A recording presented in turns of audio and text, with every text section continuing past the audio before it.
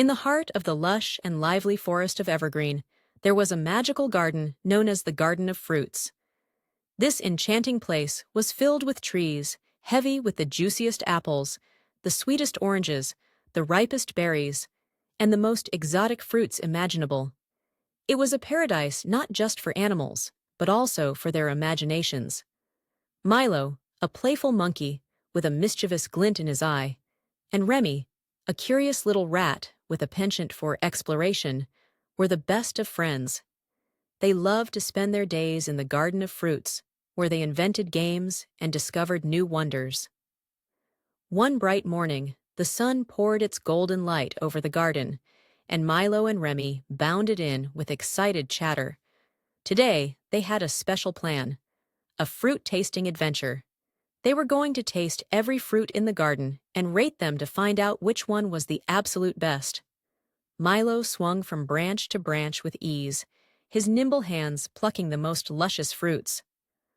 "Look at this apple, Remy," he called, holding up a perfectly red fruit. "It's as shiny as a ruby."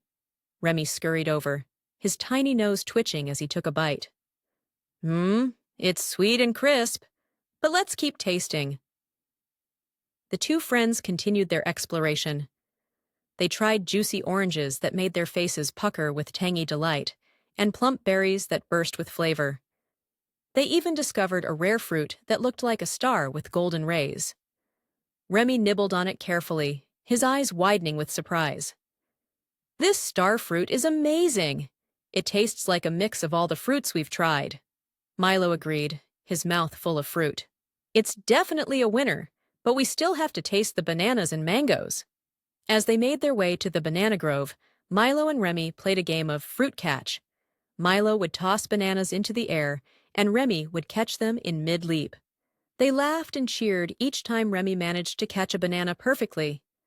Next, they arrived at the mango trees, which were dripping with golden, fragrant mangoes.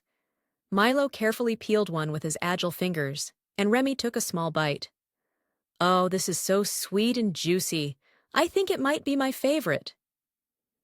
After a full day of tasting and playing, the sun began to set, painting the sky in shades of pink and orange.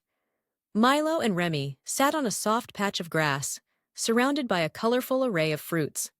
They were tired but happy, their bellies full and their hearts content. "Today was so much fun," Milo said, his voice filled with satisfaction. "I'm glad we got to explore every fruit in the garden." Remy nodded, his whiskers twitching with joy. "Me too, Milo. And I think the star fruit is the most amazing of all." As the stars began to twinkle in the evening sky, Milo and Remy made their way home, each carrying a little basket of their favorite fruits. The Garden of Fruits had once again proved to be a magical place of discovery and delight.